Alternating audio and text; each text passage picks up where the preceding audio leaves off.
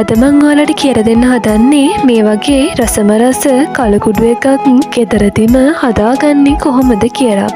ඒකට අපිට ඕනි කරන අමුද්‍රව්‍ය ටික දැන් මං ඔයාලට පෙන්නන්නම්. මෙන්න මේ අමුද්‍රව්‍ය ටික තමයි අපිට ඕනි වෙන්නේ. දැන් අපි බලමු කොහොමද මේක හදාගන්නේ කියලා. මේකට අපි මුලින්ම අපි දාන්න ඕනේ කරපිංචයි රම්පෙයි අබයි ටික. ඊට පස්සේ අපි ඒකට අපි ගත්ත අනිත් අමුද්‍රව්‍ය ටිකත් දාලා තද තුපුර පාට වෙනකන් අපි මේක බෙද ගන්න ඕනේ.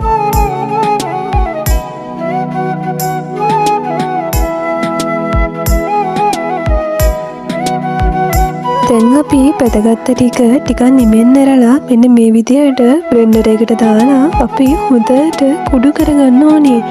ඉතින් ඔන්න ඔය විදිහට තමයි අපේ කළු කුඩු එක හදාගන්නේ.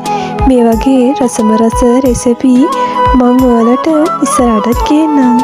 එතකන් හැමෝම සතුටින් පරිස්සමින් ඉන්න.